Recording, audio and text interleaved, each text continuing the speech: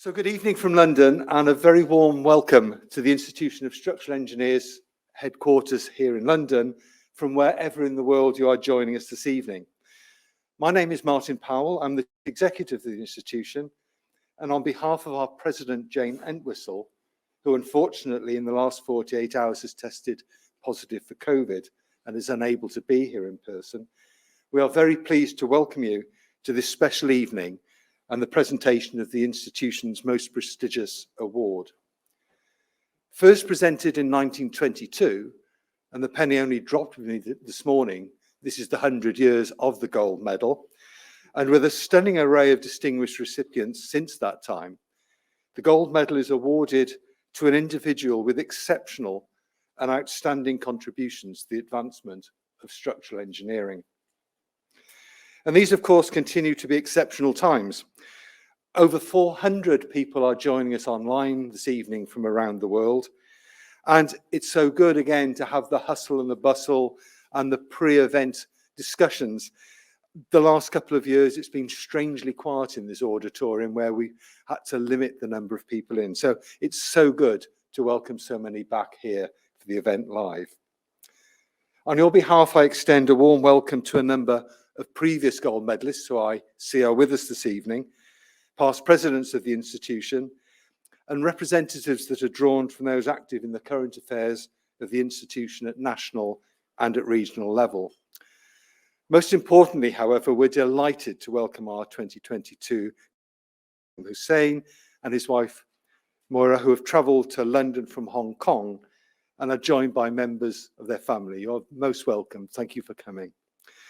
This then sets the scene for this evening's event. Once we start, the event will continue unannounced.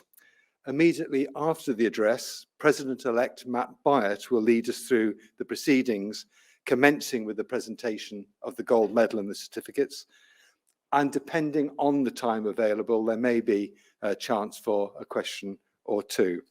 Our President-elect will then draw proceedings to a close, and you're invited to join us upstairs for a drinks reception.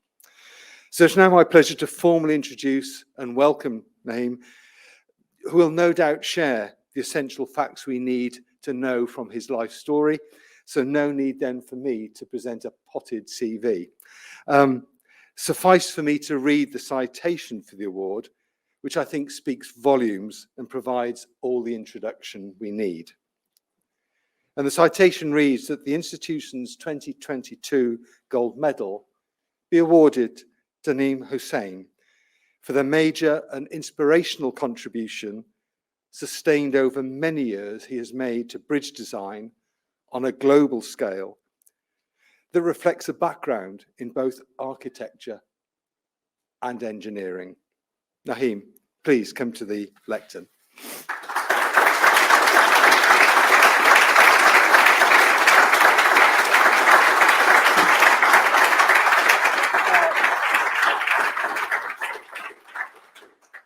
Thank you very much, and it's really a pleasure to see so many faces who I've actually worked with and whose work actually I'm going to show. So what I show over here, a lot of the people, can you hear me? So a lot of people who actually have contributed to the bridges are actually in this audience. So just a very quick introduction that I've actually designed buildings and first became interested in bridges when I was working on the M5 next to that infamous spaghetti junction. I had actually applied to quite a few mainstream bridge engineers. They all turned me down, but I was fortunate to be interviewed by Jon. And at that stage, I was trying not to say that I'd studied architecture because it was kind of frowned upon by the big name bridge engineers who had actually interviewed me. But I actually started talking about architecture, and I actually got a job. And this was in 1969. There were only about a dozen of us at that time designing small bridges, but now we are worldwide, and I'm doing some of the longest span bridges in the world. So I'm going to try and attempt to present 53 years of Arab bridges experience in about 60 minutes, and I realize that's about 1 minute for each year, which is actually quite a tall order. So what I'll try and do is present some interesting bridges and some observations on durability, sustainability, procurement to me, which is very important, and also design competitions, which to me is quite important. So as I just said, I will show you, the bridges I will show you is actually the collective work of my Arab colleagues in many disciplines, and which we have done in collaboration, as in this audience, with clients, fellow consultants, architects, contractors, suppliers, and specialists. So what kind of bridge? There's always the question, and as you can know, that there's only a girder, a truss, an arch, a suspension, and a cable stay. Those are the basic, and any bridge in the world is one of these or a combination of these bridges. So suspension and arch have been known for a very long time. You can see a suspended vine in nature, and actually even now in the Himalayas, they're doing root bridges, which are based on the old vines. This is up in the Himalayas. And one that I really love is a thing known by my namesake, Hussaini Bridge in Hunza. And this is known as the world's most dangerous bridge. You can see over there the little steps, they actually walk across it.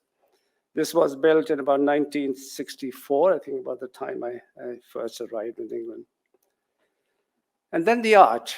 The arch has been in nature. I mean, the biggest arch in the world, as they call it, is the Shenzhen Bridge. It's known as Shenzhen Bridge, about 120 meters. And it's interesting that arch bridges, and I know there are Roman bridges, there are Greek bridges, but I thought I would show you the Dafzul Bridge in Iran, still active, in service after about 1,700 years. Point I want to just say about arch is they last a long time, and I will come to that as to where we are with sort of modern bridges. So what has happened? I mean, what is the development in bridges? The thing is, it was the advent of cast iron and steel, and especially steel, that has revolutionized bridge construction. So longer spans can be realized. Steel can be used for arch, girders, and trusses. Steel as wires for suspension bridges. Steel as bars for reinforced concrete construction. Steel as wires or strands for pre-stressed concrete. Composites have come along, but currently in an experimental form, because the durability will be an issue, unlike for, say, aircraft, which have a shorter design life. So what have Arab contributed to bridges? Because remember, we were really known as the building engineers when I joined. So I'll start with some very early Arab bridges. This is 1960s, Bristol University Bridge, concourse. They wanted something that would actually fit. And this is the view of the underneath. I really love this because that center pier, the inside is an elliptical paraboloid. So it was geometric, and you could actually get that shape. The one that when I first joined was 1971. After 2 years, this is the River Rouge Bridge. Interesting that at that time, we did this curved bridge, and we separated. The reason for that was this was very low to the ground, and there are footpaths on either side. And you see many a bridge with a very flat white soffit is completely dark, and you're going under this dark space. So we deliberately separated the thing, put a curve so that you could have light coming through. And because it was at 45 degrees, we put a super ellipse column in there. So you could also get the water flow, you can see from here. And we hid the bearing in this kind of doors. This is back in the 70s. At that time, we used to have work with Arab associates. Before it became kind of mandatory to have architects. But it has been good to have architects, and my architectural friends are here. But we actually used to have architects anyway when we used to work with. I'll just turn to some arch bridges, and the one was the Hulme Arch in 1994. I'll just talk a little bit about procurement, because in my talk I want to sort of try and connect that to kind of way that you can actually procure bridges.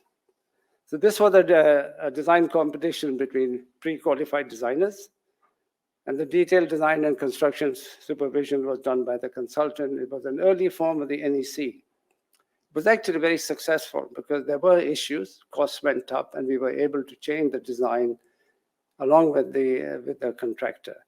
This was done with Wilkinson Air, And I think Keith Brownlee is in the audience. I think he was part of that team. And this bridge, I don't know if you can see my cursor. Yeah. So this bridge was built along Stretford Road in Hulme. Now, those who may have seen Hulme in the 19th century, very rundown area, a lot of problems, social housing, and they wanted to regenerate this area. They said, we want to have a special bridge, and we want to have a unique bridge. That's immediately when someone says, I want to have a special bridge or something, to me, that something has to be above the deck level. If you're going to see it from the area around it, and if you want your eye to come to it, you need something above the thing.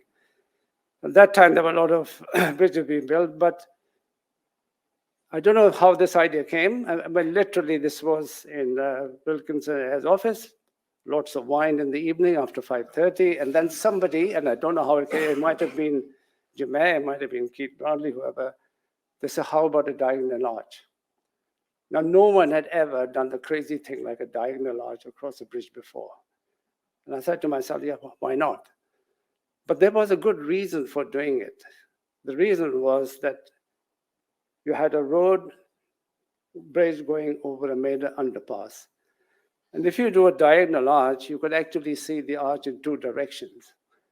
And okay, wasn't quite a pure arch because we had cables going the other way. There was some kind of bending moments, but we could take care of it. But the beauty is that you could actually see an arch in two directions. And I notice now many bridges around the world have used a diagonal for no particular good reason. There's no reason for the purely hedonistic approach. I've seen one which goes 1, 2, 3, what for? You couldn't even see it. So I think for me, for designing a bridge, along with for visual, there has to be a reason for aesthetic reasons as well. And this is a sort of good example to me of why we did. And now it's been done, as I said, in many parts of the world, but it was the first. As I said, there are different kinds of bridges, and what is happening now? A lot of the bridges in the world are generally girder bridges. This is the Medway Bridge. This was again with Jim Eyre from Wilkinson Eyre. And this was for the high-speed railway. The thing about a railway bridge is it has to be very stiff for deflection. So you can see over here, there's a massive depth. And I'll explain what we did. We put a V in there to make it look lighter. But how did we do the formwork? It was actually the same dimension, but as you went up, it went up like that. So in terms of construction, it was really quite simple to do the formwork. But what was the procurement? Now, Mike Glover is in the audience. He probably slapped me down. But the design was developed to what I call the 80% stage. And then we had the general arrangement, and the external shape of the structural members were fixed.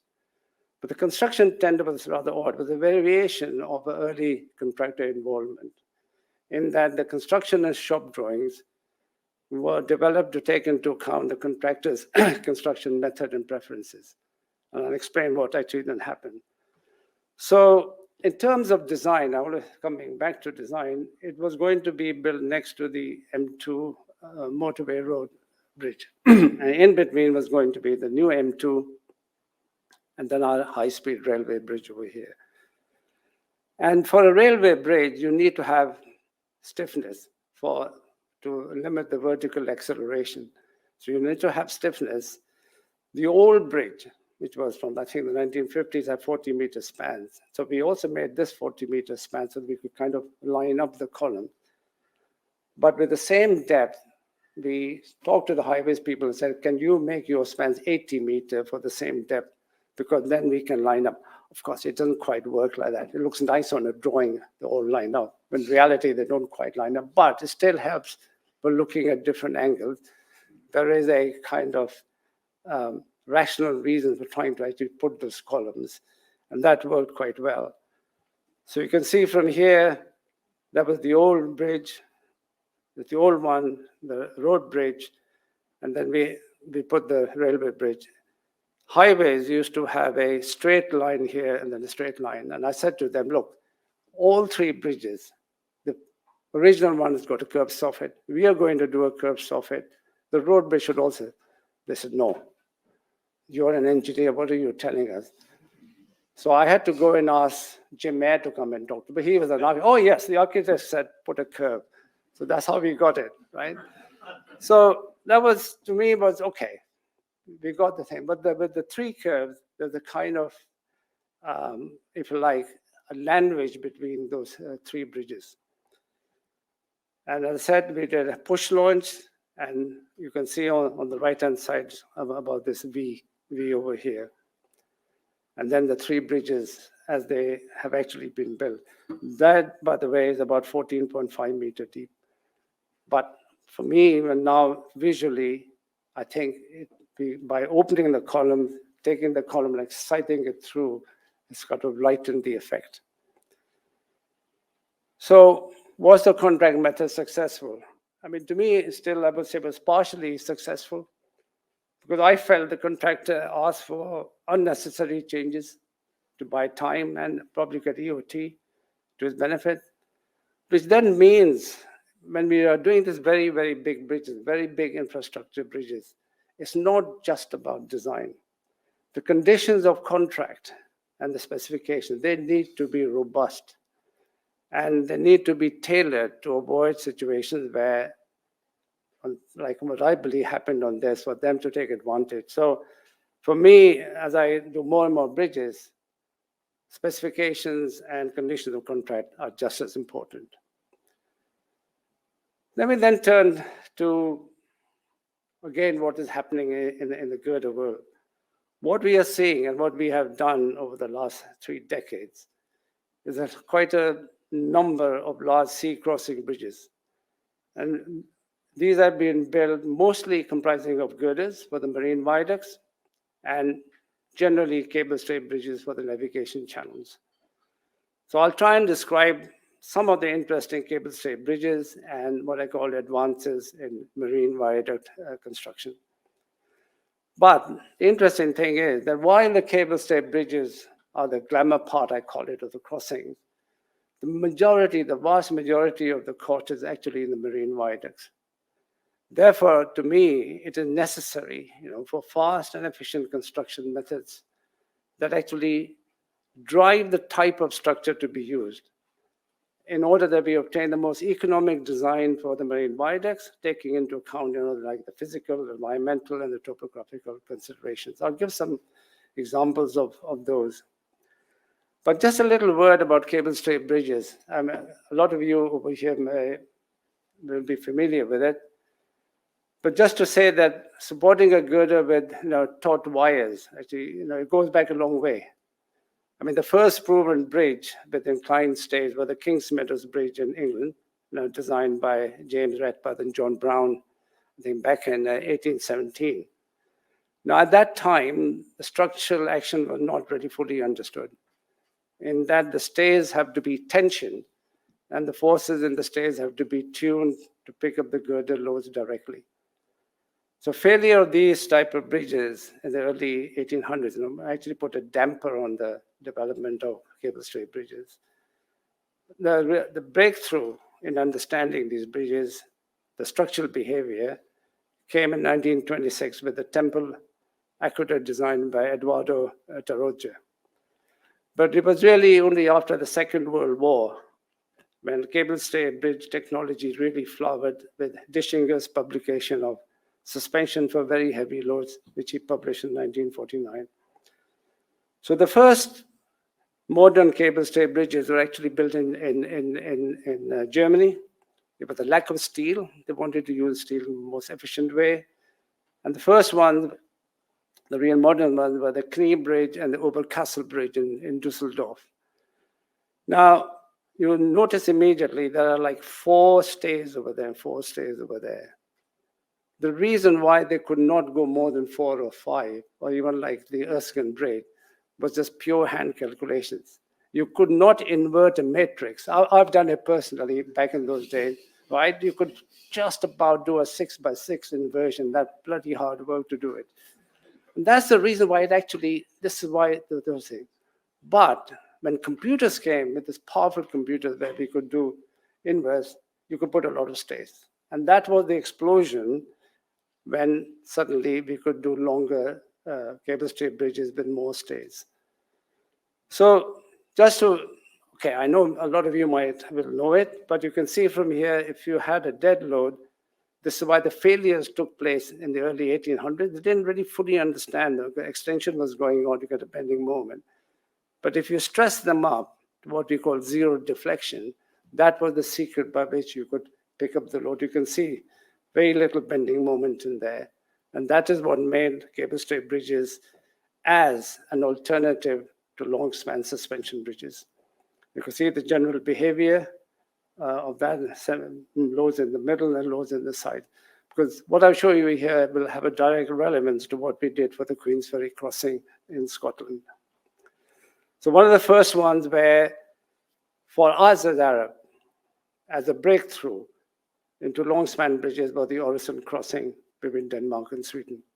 Up until then, I think our longest span was like 120 meters. Every time we went a meter, so I've got a bit longer. But with this one, we went up to 490 on the cable stay. But again, I come back to the girders.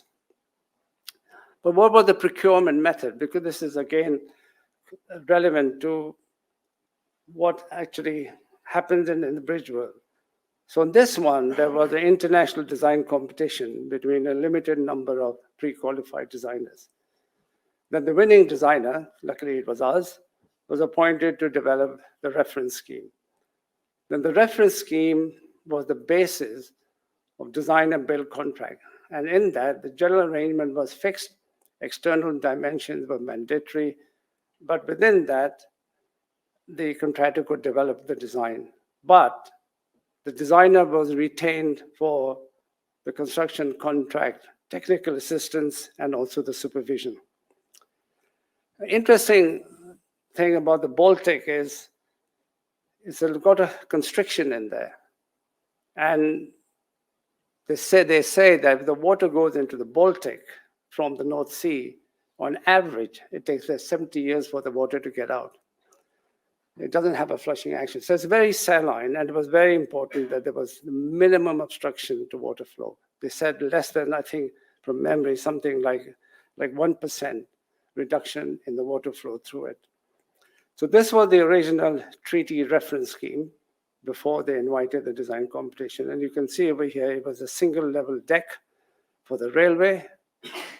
There were two solutions with the road on the either side. And we immediately realized, actually, why are they doing single level? Our idea was to do a double deck bridge for a very simple reason that if you have the depth, you have the stiffness.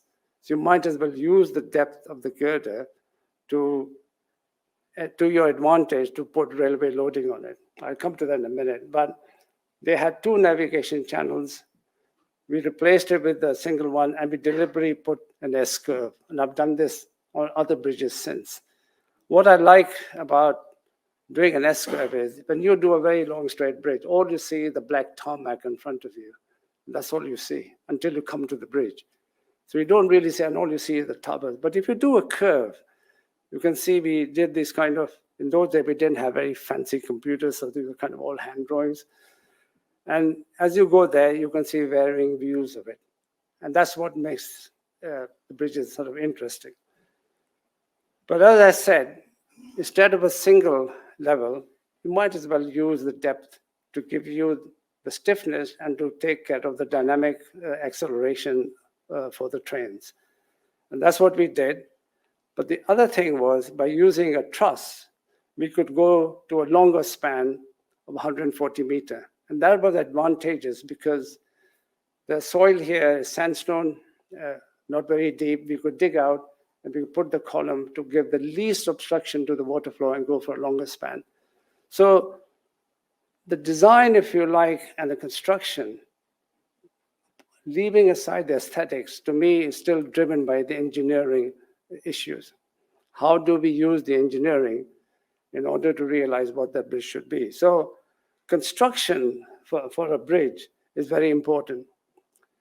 whatever bridges we generally design, we are always thinking as to how to build it, because redundancy is very low during construction for a bridge. We don't have alternative load paths like you might have in buildings. So construction becomes very important, and that's actually then also drives the design. So a lot of things to get quality and things, it was all precast, a lot of precasting with that. You can see with the caisson and the columns. We had the Swanen, which was the biggest floating crane at that time. It could pick up payload of 7,200 tons.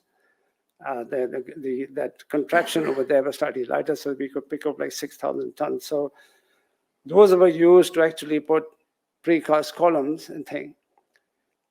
And this method now is being copied in other parts of the world for pretty good reason. I'll show you the bridge in between Hong Kong and Macau, which actually used this method. But we were probably one of the first to really go very large.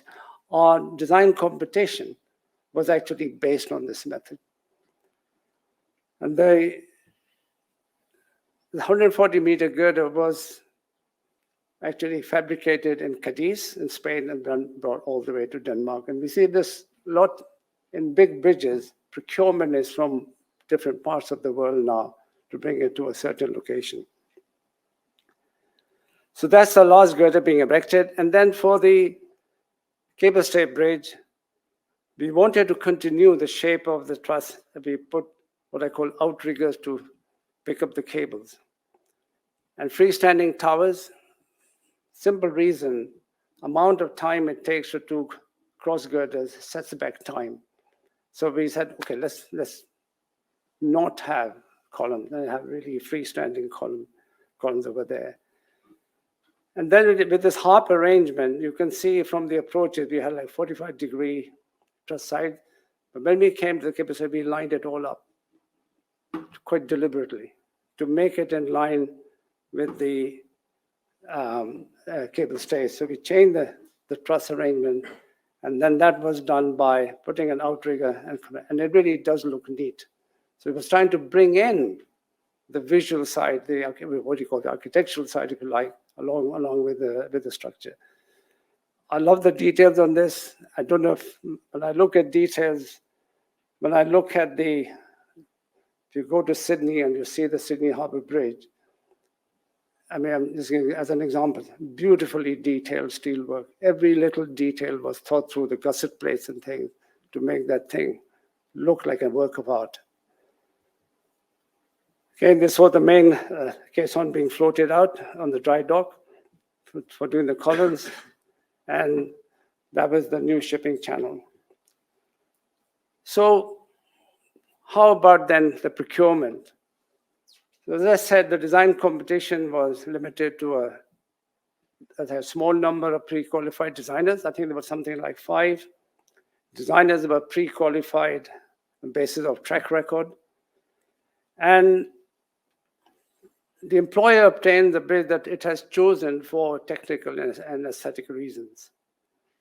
What that means is that unlike a design competition for not developing the design and build bidders don't need to spend time trying to guess what type of bridge the employer would like. So I mean that the bidders can concentrate on the efficiency of construction methods to submit competitive bids. And actually, the employer benefits from the expertise of the designer and the contractor's knowledge, expertise, and talent. Okay, so that's a pretty good model. We jump then the other side of the world and go to Shenzhen Bay Bridge. Again, we had some cable stay bridge and a marine viaduct. So here it was a design and construction supervision bid again between limited number of pre-qualified consultants. In Hong Kong, you have to be on the highways list. They were pre-qualified on basis of expression of interest from the government's approved list of consultants. And because it was Hong Kong and mainland, we had to have a JV with a mainland consultant. So the designer was chosen on the basis of technical and fee bid and on ideas on the bridge. And then you develop different schemes, and then the the selected scheme was chosen by a joint evaluation committee, comprising of engineers and architects. And then the scheme on the basis of a traditional construction-only contract with the contract supervision by the consultant. So Shenzhen Bridge is down here. You can see over here was the crossing. And there was a boundary. And interesting enough, we designed to both codes, the Chinese code and the UK, and I was going to say UK, but China was the Hong Kong code, which was similar to the British code at that time. And even though loading patterns were different, but what I really like, the end answers were not very different. What came out in terms of concrete sizes, pre-stress, reinforcement was not that different. It just goes to show that even though we might have different codes, the end result actually we are finding sometime, unless you ignore AASHTO, right? But that's another issue, right? So this is what where we had the bridge, two cable stay bridges, and you will notice that the towers lean inwards. We actually had the towers leaning outwards, like a tension, right? But the committee guys in Shenzhen, they said, no, we are brothers. We must lean towards each other. And they looked at me, I said, well, yeah, okay, why not? Yes, okay, you have it inside. It's okay, if that's what you want, then it's wonderful. So these were sort of modules of marine viaducts, and I'll just, again, come back why I'm showing this. So this was done as a precast segmental with external tendons and internal tendons and a lot of grouting. And I'll show you the difference between that and other kinds of marine crossings and then give an observation. So this is showing the construction of the Shenzhen Bridge, and that's the completed bridge. At the same time, around that time, we were doing the Incheon Bridge in Korea, where we were the checkers. And the procurement here was on the basis of a PPP. And the successful concessionaire then invited bids from EPC contractors. The EPC then in turn invited consultants and for the design independent check, which then had to be acceptable to the concessionaire and the government. So we developed a number of schemes which were then chosen between the government and the contractor, and then assisting in the construction supervision. So you can see over here again, marine viaducts is where the cost is. So this was, at that time, the full span launching, 50-meter girders, dual 3-lane plus hard shoulder, about 2,500 tons. And it is pre-tension. The beauty of the pre-tension is that you're doing everything off-site and you avoid the problems that you have with precast segmental, with sort of grouting and thing that you find that we did for the Shenzhen Bridge. So this is what is known as a backfeed launcher. It actually travels on 2 decks as if like 2 tracks, and you can bring the girder in and sort of drop it. You can see the size of that when you look at the crane, and that's the size of a girder.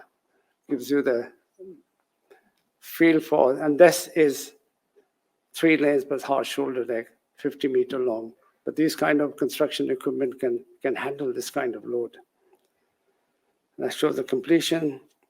And then for the approach bridge, this is again the Swanen, which was, this shot is of the Confederation Bridge in Canada, where they lifted whole girders.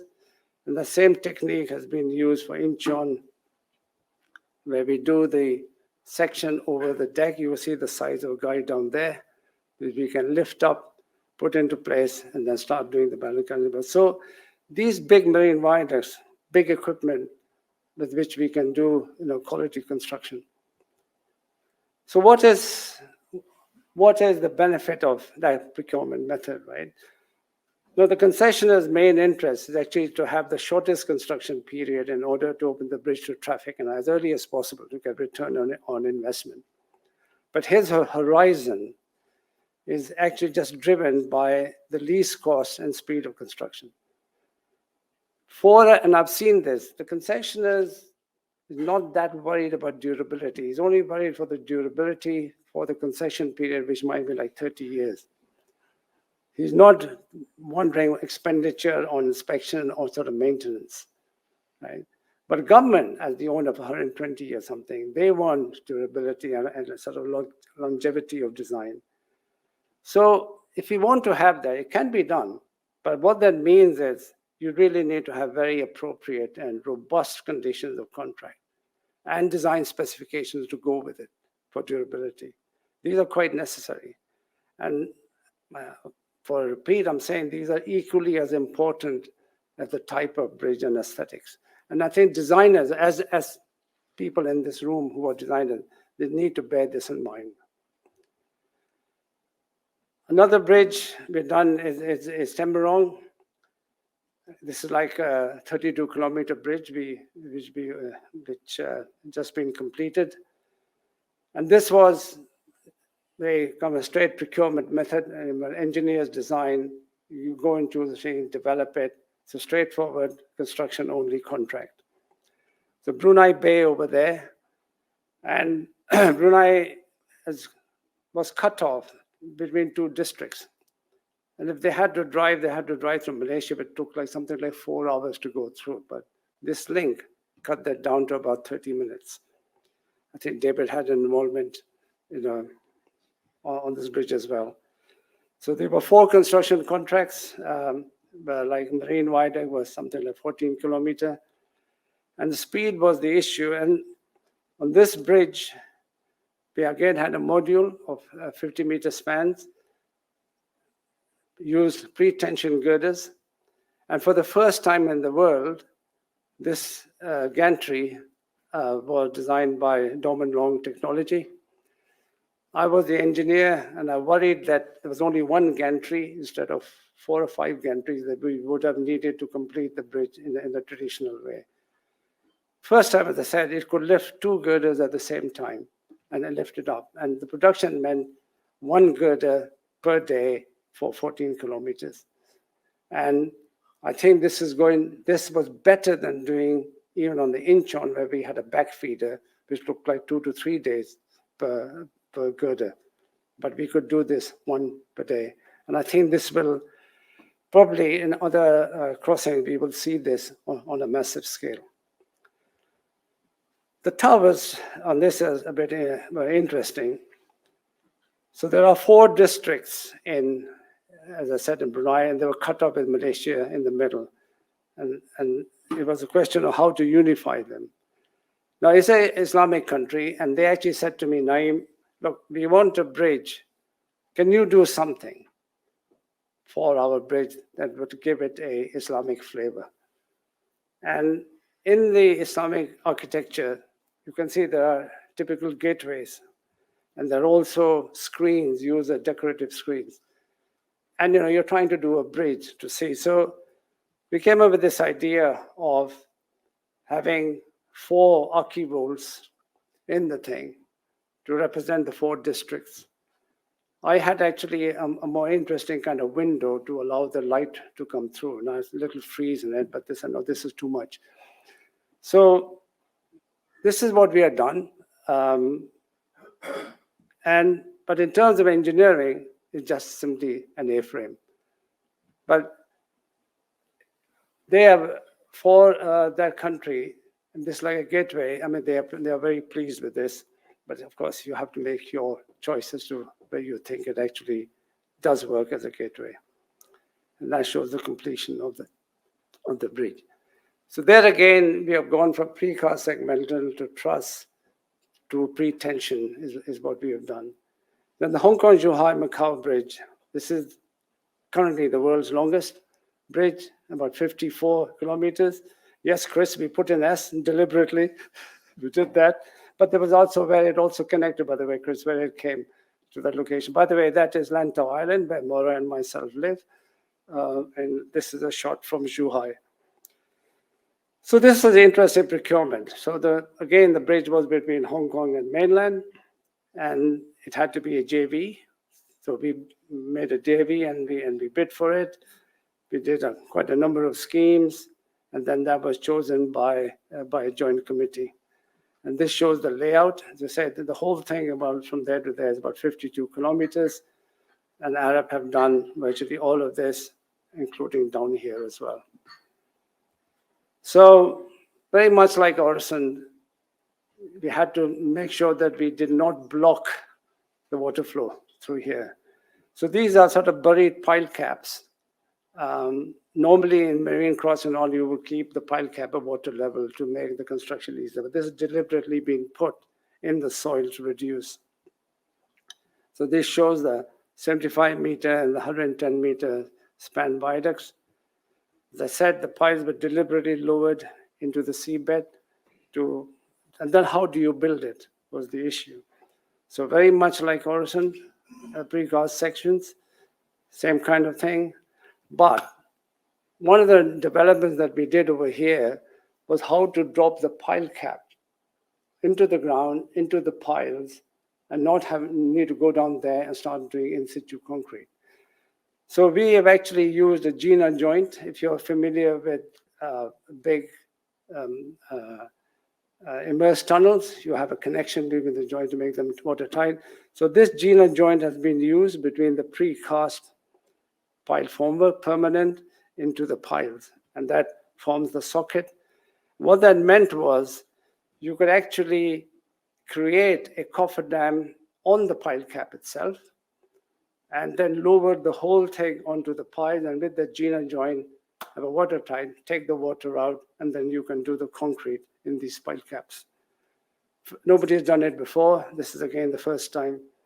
And this shows the thing, bringing it up and sort of dropping it down. Massive scale. As I said, it was based on Orison, but so what? I mean, the ideas, just for speeding it up, came from that form of construction. But the spans were in steel, lifting up the 75-meter span and a 110-meter span with two floating cranes.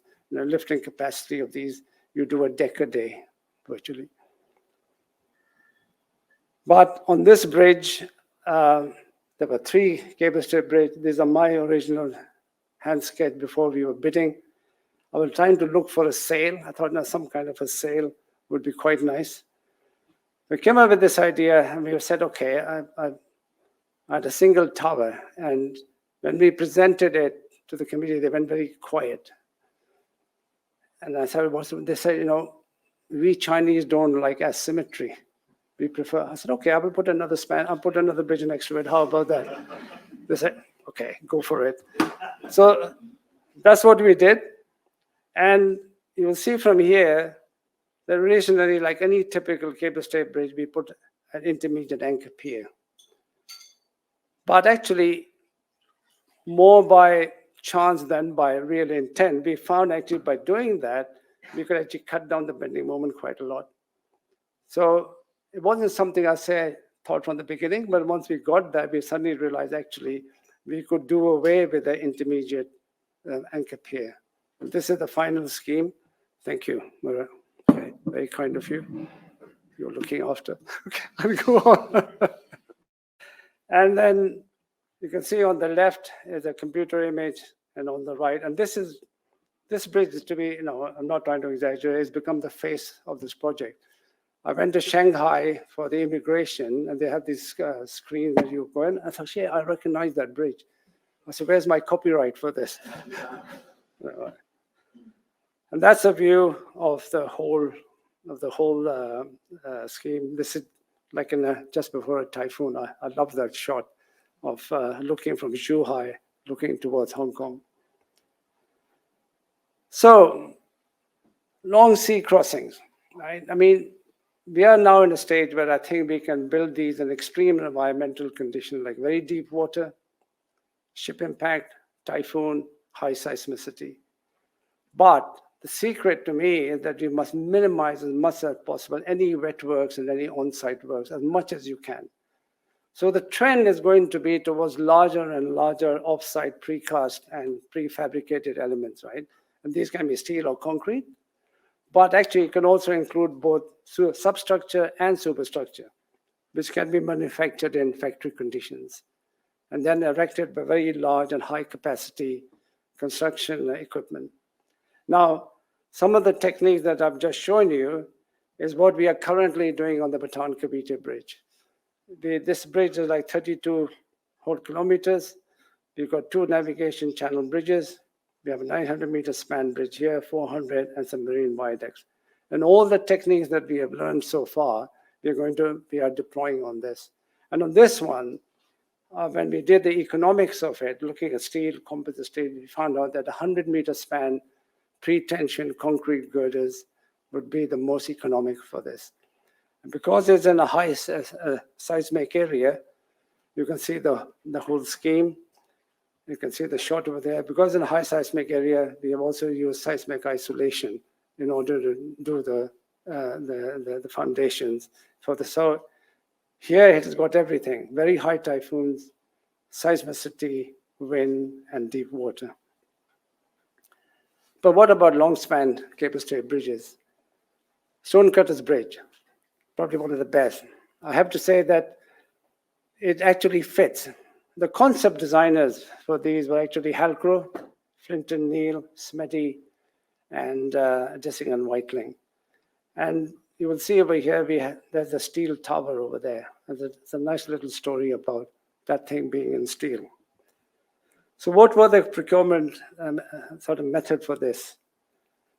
Initially, we did the design to see whether a 1,000-meter span cable stay bridge could actually be built to cope with typhoon conditions. It was going to be the first bridge in the world cable stay for more than 1,000 meters. So they were done in 2 stages. The 5 designers were done in the second stage. There was an independent jury, engineering jury, and an aesthetic jury. In fact, Jim Eyre from Wilkinson Eyre was on the jury for the aesthetics. Then the employer actually paid a prize money to get the copyright of the bridge, and then went out in the typical Hong Kong design and construction bid, where, because we had actually done the feasibility, where we could bid again, and then we won the design of the bid for the construction and detailed design. Right? And then I showed the procurement method. But what was unusual about this bridge? What was the main thing? For a cable stay bridge, for any big bridge, it's the tower that is the visual thing. The deck, okay, you can't really see that much, but the tower really is what defines the bridge. And it's a very slim monopole. This is Typhoon York, I think it shows. And in the concept design, this was done in steel and then in concrete. But steel, if in the circular for a chimney, you know that a vortex shedding goes on and it starts to think. If you look at a chimney, it has a little spiral on it to stop the vortex shedding coming out. But of course, they didn't want it on a bridge. And the scapers didn't really help for the vortex shedding. So when we looked at it, we looked at the steel and we said, is this going to work in this typhoon condition? So we did some. You can see this was steel only. You can see in the winter it is moving quite a lot. We made it composite and the movement came down. Why did we do that? The reason was that the frequency of the vibration of the tower was matching with the frequencies of some of the stay cables. So if the tower moved the cables were going up and down. There can be 7 times the movement. That means you start getting fatigue problems in the anchorage. So it was important that we change that to make it into a composite. But then the issue came, how do we maintain this in the middle? So actually I said, okay, why not? Why don't we use stainless steel? The stainless steel has been used, but I didn't want to use it as a decoration. So we actually made it as a composite girder, which you can see from the wind tunnel testing, actually brings it down. And nobody had been silly enough to do this kind of thing before, using stainless steel on this massive scale. But the client said, no, the winning design had stayed, so you must have steel. So we actually did some fabrication here in the UK, checked it out to see whether stainless steel could be used. And yes, it could be used. I don't think anyone will ever do it again. But the other interesting thing on this was the ship impact. So the tower was sent back, and we really didn't know how to analyze what happened when the ship hits it. There was no literature available, or no way to know how to design it. So for the first time in the world, it was a centrifuge was used, and this was done at Delft University. And you have a model of the ship. Sorry, let me go back. You have a model of the ship, which you can whirl it to gravity, you make it the same thing, and then you let go. Okay, it doesn't ride up, as actually happens in reality, it goes straight. But when you do that, you can also, this was done using Dyna, and you can do an analysis. You can actually do the analysis of in Dyna to show the ship coming to hit that model. And then based on that, and then correlating it back to the actual physical model, you can see what is happening in the piles. So you can see the piles move, and you can work out the load. But once you have correlated the two, you can hit it from any angle to get the load. And that now has almost become the norm for many a bridge since we did this. We've done it for Incheon, but the big bola people are now doing this. They take a big ship, they make a model, put in centrifuge, correlate it, and then get the forces. Before, it was kind of empirical, but now we have a way to do it. This shows the erection. That's completed bridge. So, what about the procurement method? It was actually tailored to comply as much as possible with the government procurement procedures. Now, the employer obtained a world-class bridge, I think. But to me, the concept designers, I believe, should always have a role in taking forward the design, in circumstances such as this. And interesting, I asked Paul Hulme many years later, I said, Paul, you know that steel you did, we had to make it. He said, if you had come to us, we'd have told you that wasn't important. It could have just been a concrete tower. So to me, that was a good point of saying, if you're going to have things like this, I think designers, original designers, should have an involvement in the design. Queensferry Crossing, it was like a slightly different horizon where the designer was chosen on the basis of a competitive dialogue based on contract record and price. And then we could build it. We do a reference scheme as for horizon and then go to design and build. So you guys know Scotland, so I won't go through that. The reason for that bridge was the problem with the suspension bridge, where the wires were sort of breaking. Now this bridge is in a UNESCO site, and for me personally, in 1964, when I first came to UK, I hitchhiked with my brother, and I went under this bridge in June before the bridge was open, and I said to myself, I wish I was the designer. So to come back and actually do this bridge was absolutely wonderful. To have a chance, like 50 years or so later, to come and do this bridge. But you see the little thing known as beam of rock in there.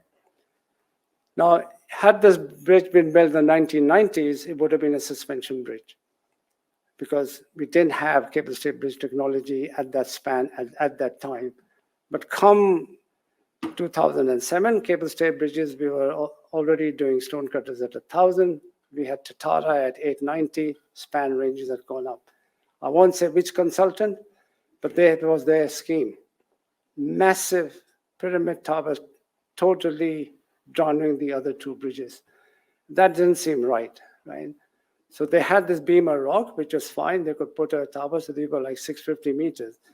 But immediately, you don't want those kind of heavy pyramid towers. So we wanted to have slim towers. The question is the stability of the central tower, and there are various ways of doing it. And one of the ways is to do a crossed cable, which is what we did. Just to say what happens when you do a cross cable. So if you have a classic two-tower bridge, back anchors, you get that kind of deflection. If you do a multiple tower thing with the same slenderness for things you load, you will get double the amount of deflection.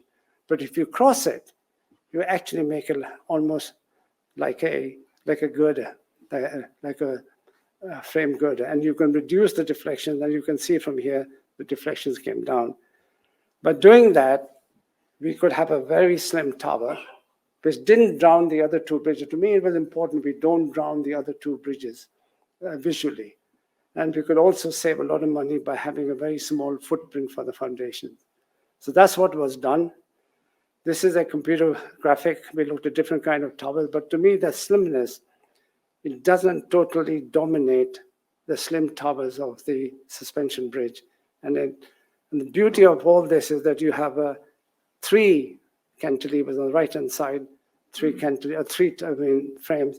There's a lovely symmetry about this, with the three bridges, three different centuries in sort of one location. But this was done by Chris Wise, who's sitting over there. This was the only other cable stay, but this was when Chris was with Arab, right? So when we had, so I can claim it, Chris, but I'm naming you. So this was when we had cross cables. This was the only other cross cable bridge. So client asked me, Naeem, has anyone ever done this? Yeah, we've done it. What I didn't tell him, it's only like, can't remember, 50-meter span or something like that. We were jumping to 650. But this is what I liked about the client. One of the best clients we have worked with, John Harrison. He said, okay, if I had Professor Gimson to come and tell him, and they were prepared, provided they were convinced that we could do something using current technology, but something slightly different. But that gave us the slimness in all those three towers compared to the pyramid solution that you saw by another consultant. So as I said, the thing was a variation of the Orison model. It allowed us to look at many, many different solutions. But it's interesting. On the other hand, a design competition can throw up several ideas, which again gives a chance for several designers, to put forward their ideas. So there's always balances and checks between which way we want to go.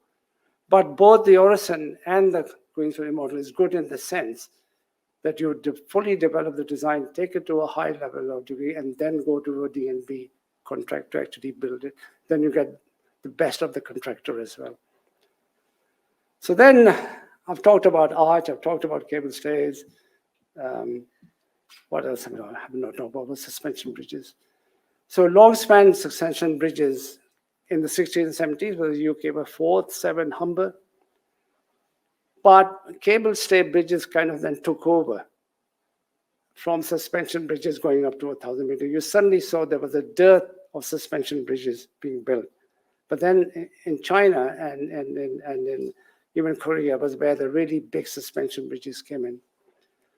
But in Europe and also in UK as well, there were a lot of lovely, nice suspension bridges for sort of footbridges. And this is one of Angus Lowe's, I don't know if Angus is here or not. This is one of his bridges, which again, I think has been done with the singer, with what's your firm's name, Keith, before? Forgotten. No, yours, okay. Wilkinson Air, right? We did it with them, Jim's idea. But you can see it, lovely. And you get a very nice steel and that. But on a different scale, when it's now more than, say, 1,200, I think it's suspension bridges. This is Chinakale, just been completed. That's got 2,023 meter span. Now, there's a story behind why such an odd number for a span. You don't normally put an odd number. The reason is 2023, which will be next year, will be 100 years from the founding of the Turkish Republic. It's also the anniversary of the Turks beating up the British and the Aussies who tried to land at Gallipoli. They got rid of them. So this is what commemorates that. And that's what gave the span of 2,023 meters. Sorry, I'm not being sorry about it. But right now, we are lucky enough to be working with R.C. Jacobson on the Julesson Bridge with a span of 1,625. But what are the innovations, right? For Chinakale, when we were bidding, we were the independent checker on that. When we were bidding for the design, we floated the idea of a concrete-filled steel tube for towers, based on what the Chinese are doing very successfully for arch bridges. But we didn't win it, but it's now being done. Right now, this bridge is under construction. It's not our bridge. This is being done by HPDI. They are going for a 2,300 meter span with concrete-filled steel tubes for the towers. And we also bid for the Ismet, and this Matt Carter, who's now in sort of New York. This is a highly seismic area, and he came up with this idea of having an anchorage with a weight on friction pendulum bearings. So it's like a base isolation. So you can imagine in a seismic thing, this little bit of weight can actually move and reduce the load on the tower. We didn't win this commission, but sooner or later somebody will actually do this in a seismic zone where they can reduce the size of the anchorage. So you can see by putting on a friction pendulum bearings, we can reduce the load on the anchorage in a seismic area. It's Matt's idea. He has not patented it, which you can't in our kind of world. But there's also this idea of very, very long span suspension bridge. I'm talking about 3,000 meter spans or 2,500 meter spans, where we could use similar concept of the cross cables to have a double cable system. If you have a double cable system like this, we're talking about, and we have done serious study on this for a bridge in the world, not yet built, where we have looked at this and we know that we can do it. What that means is that the center tower doesn't have to be a big, massive pyramid to take out like what you saw. You can have a slim tower and you can actually get the quantities right down. And we have done a concept design. Sooner or later, somebody will do this. And it'll probably be the Chinese, because every idea that comes out, the Chinese go and do it first, whether you like it or not, unless we get in there first. They will probably end up, because they are going for very long span suspension bridges. So a double cable system will sooner or later be built, I believe. Okay, I'm running out. Can I have another 10 minutes or so? It's okay. We're talking about sustainability and durability, right? As I said before, to me is quite important. But I actually struggle with what is meant by sustainability. I mean, to me, it is minimization of quantities, cost, a long life with minimum maintenance. And it should not be, as I say, what's happening in North America. We have done this, or Matt has done this in the US, where this is only 70 years old, bridge, younger than me, has been binned. And it's been replaced by a cable stay bridge, only within 70 years. And the same thing we have done in Champlain in Montreal, this bridge, 70 years, and they've had to replace it because it's totally rusted. And we had to put a new bridge. So, but, what we are finding that both steel and concrete are not that durable. Steel, as you're fully aware, suffers from corrosion and fatigue. Concrete has a problem with sulfate. But obviously, we cannot go back to stone and brick like the 1,700-year-old Deptford Bridge. We can't do it. But there could be other materials like composites and ultra-strong concrete. Okay, FLD, but that is still in the experimental stage. It might take off if we decide better materials. Ductile, which was done by Bouygues, and that's very strong concrete. We could use things like that. But, composites for maybe decks or cables, not yet proven, as I say, for design life, and they're expensive. Unlike aircraft where their design lives are lower. So the design life, of course, varies for different elements of the bridge. So replacement can be done, as is currently the case for, say, movement joints, parapets, surfacing, things like that. And I asked myself, could there be replacement of the load-bearing elements? And I think, yes, it can be done. Maybe except for the foundations. Decks, parts of it, I'm talking about big bridges here, whether steel or concrete or even cables for suspension bridges could be replaced. So we have to start thinking. We have to move beyond this 120 years. Where does this 120-year design life come in the UK code? Nobody's been able to explain to me why it's 120 years. Funny enough, in Europe, it's 100. 100 kind of makes sense, right? 100 is 100, you go 200, right? But what is 120? But can there be 200 to 300 years? I believe they can, actually. If we do design right from the beginning for good inspection and maintenance, replacement of parts. I mean, even now, I see bridges around the world being built very badly for accessibility and for inspection maintenance. These bridges that to me should be avoided. And there may be possibilities of composites in the future. But at the moment, we have steel and concrete. And concrete is predominantly being used in the developing countries. So we have to think of how can we use concrete better. That means we could have maybe large covers, more stainless steel reinforcement, and we also have to think about what happens to steel. Now, recently in steel, I mean, my colleagues in Holland have been looking at orthotropic decks. The decks were like 13mm plate with troughs. They have all cracked up. And they are within 20 to 30 years. So our guys in Holland have now come up with a way to strengthen them, but also how to analyze them. And the work being done by them is now going to go into the new Eurocode. So your 30mm plates are going to go into like 22mm plates with bigger troughs because the very heavy trucks are coming. There's another development where vehicles in Europe have got a single tire at the back, wide one. That gives one hell of an impact onto a deck. So things like that, new codes will have to be written to sort of cater for that. And right now, Arab are helping National Highways to develop a guideline to manage these risks with orthotropic decks and how to do NDT techniques and fracture mechanics to see how can we look at orthotropic decks. Inspection and health monitoring, I think that's quite important.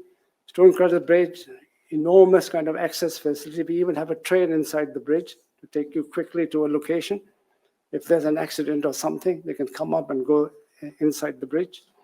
Access facilities, massive structural health monitoring system, completely over the top in my view, but that's what highways wanted. They said this is the experimental bridge, first one in the world in Typhoon, is over the top. We have cut that down for Queensferry, but we also have a digital twin in Queensferry. We can monitor our instruments against the digital twin, computer twin, and we can see the trend, and we can maybe, we might be able to, I'm not fully convinced, but maybe we might be able to spot problems happening. So we've got weigh and motion sensors, corrosion sensors, strain gauges, but the whole inspection system is changing. We are actually Arab helping Highways Agency to look at drones for inspection. But the most interesting thing, very, very recently, Imperial College is undertaking a research into how we can use drones with 3D printing to repair bits of the concrete that is coming off. And they might actually get there and might get even, if the size of the drones become bigger, we might actually be able to go and repair the concrete with these drones, the 3D printing sort of concrete. There's another thing, as my time is running out, there's another technology which is called muography. It's based on muon particles. For your physicists in this room, they travel almost at the speed of light. They can go through anything, steel, concrete, whatever, but if it's going through steel, if there's a gap in there, it will pick it up. So this could be a NDT system of the future at looking at using muography, very seriously being undertaken by the German Federal Institute for Material Research, and also the University of Glasgow are sort of researching into this. Which then brings me to my favorite topic of design competitions. As you have said, you have seen what I've shown you, many different bridges. There's a trend in UK, I see also in other places, to procure a bridge, sometimes for the first time by a location where they've never done a bridge before. Many of these designs are chosen by what I call inexperienced clients, like mayors and politicians, but they see some beautiful graphics. And many of these competitions end up in failure because the bridges are outlandish or unbuildable and cannot be done. So for me at the moment, I mean, there are people in this audience where we had a concern. Back in about 2010, we said, look, we should write a guideline for design competitions for bridges, like they also have a RIBA guideline. And we did publish that under the IABSC Aegis in 2013. For those of you who have not seen it, if there are people in this audience from employers, it'd be worth looking at. But when we did this guideline, it wasn't just engineers only. We also consulted agencies looking after bridges. It was very important. They said, you guys come up with all these bridges, you give it, and then you hand us a problem. We cannot maintain this bridge. So we actually had them in the committee. And I was the chair, and I think Martin Knight is here, Keith Brownlee is sitting over here, Cesari, I don't see him, Paul Ove on the architects, they also contributed to this design guideline. We have Ian Firth. And it's an international committee. This has now been translated into both Japanese and Chinese as design competition for bridges. I won't go to that, but I'll just go through this bit. I think you can't always have a design competition in any kind of procurement, but then you have to tailor that design competition to what form of procurement you're going to do. So we have actually written you can do a competitive dialogue, the invited competition, ideas competition, open competition, or D&B contractor. It'll be worth, if there are any procurement people here, be worth looking into this. It means that designers can, if design is an important part, you can have a design competition within a procurement system. So where do I go from here? Now I've been, as I said, 53 years in Arab. Sometimes I wish I could start again, because I started when, frankly, it was slide rules and log tables. Everything was hand drawings. We have progressed now with fantastic tools at our disposal, 3D printing, computer programs. And I sometimes think I wish I could start again. But guys, I reached the magic 8 in the Chinese 80, or whatever you call it, or the magic 8 in the 80. So it's time to, for me, I'm saying, okay, I just hope the next lot in Arab, now that we are worldwide and these are the mugshots, will take us forward, hopefully next 10 years and beyond, next 50 years. So I really, really hope that Arab will contribute. We used to have the motto, we shape a better world, but I don't like that. I like the revised motto of shaping a sustainable future. And I wish them well. Thank you very much.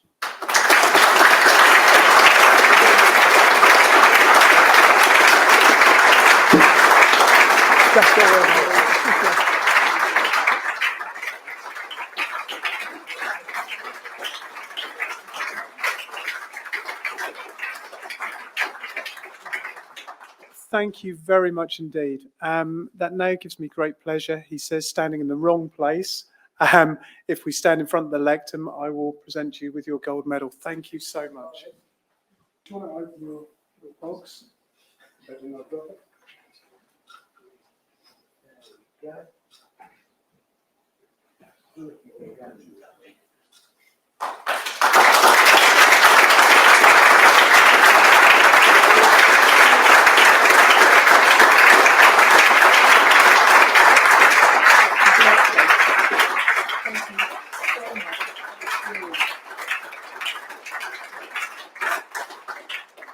Well, that was truly inspirational and incredibly well-deserved, and thank you so much. I'm afraid to say we don't really have time for any questions. But what I would do, a cunning move. So what I would like to do, if I can, is thank everyone who's joined us online. And for those that have joined us in the flesh, invite you upstairs where there's refreshments and an opportunity to ask your questions. And again, really just to say thank you so much to everyone for joining online and in person. And what a fantastic and inspirational talk and a brilliant career. Thank you.